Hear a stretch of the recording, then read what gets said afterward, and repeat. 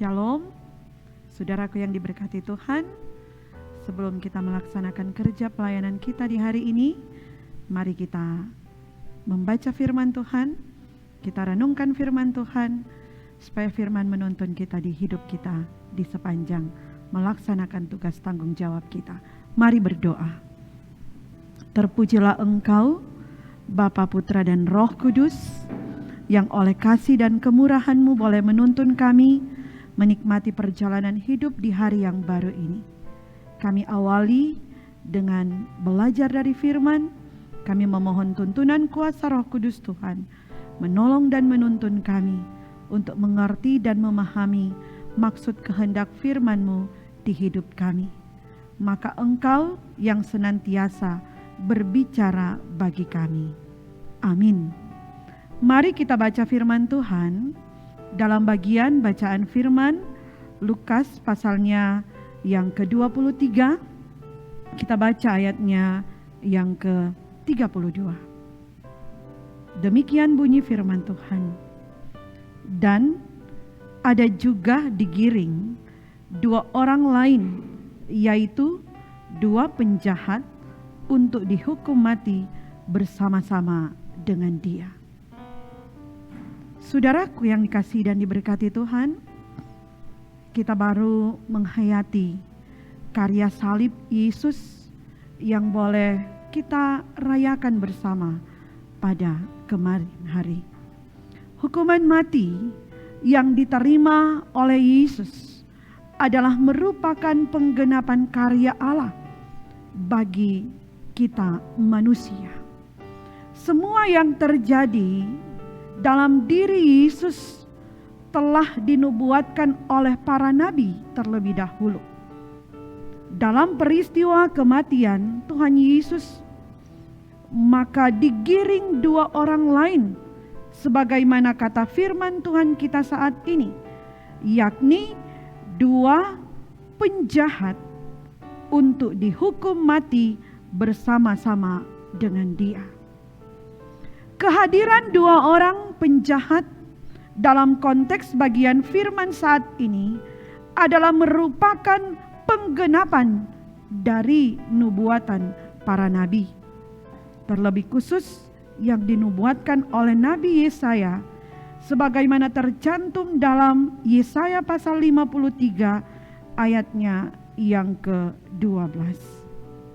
Yaitu sebagai ganti karena ia telah menyerahkan nyawanya ke dalam maut, dan karena ia terhitung di antara pemberontak-pemberontak, sekalipun ia menanggung dosa banyak orang dan berdoa untuk pemberontak-pemberontak. Yang luar biasa dari yang mau disaksikan oleh dua orang penjahat yang disalibkan bersama dengan Yesus di samping kiri dan di samping kanannya, ada seorang penjahat yang bertobat, mengaku percaya Yesus yang datang sebagai Raja. Dan Yesus katakan kepadanya, sesungguhnya engkau berada bersama dengan aku di sorga. Dalam ungkapan Lukas 23 ayatnya yang ke-43. Nah, saudara-saudara yang dikasihi dan diberkati Tuhan, belajar dari apa yang mau kita pahami bersama dalam konteks bagian perenungan di hari ini, maka sebagai keluarga Kristen kita patut bersyukur atas peristiwa kematian Tuhan Yesus di atas kayu salib. Kita maknai kematiannya, karyanya yang agung, karyanya yang besar ini menuntun hidup kita untuk menerima anugerahnya dengan penuh sukacita. Kita yakini karya kematiannya mengubah hidup kita, sebagaimana mengubah kehidupan salah seorang penjahat yang disalibkan bersama dengan Tuhan Yesus di sampingnya, mengubah hidup kita yang dahulu hidup ini dikuasai dengan dosa, tapi kini tidak lagi, karena jaminan dan kepastian keselamatan yang telah kita terima menuntun kita semua menjadi pribadi anak-anak Tuhan yang hidup benar di hadapan Tuhan. Tuhan menolong kita mewujud nyatakan kebenaran firman ini. Amin.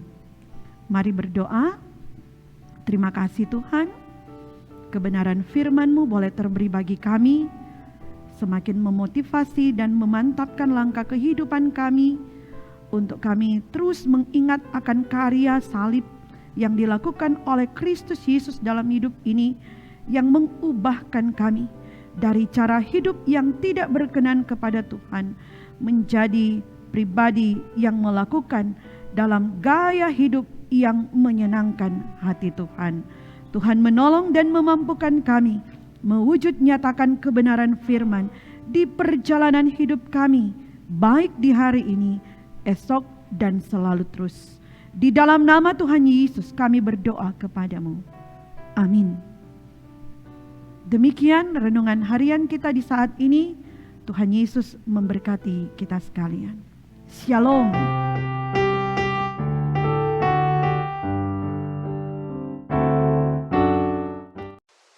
Jangan lupa subscribe channel Pemimpin Bukit Moria Rike.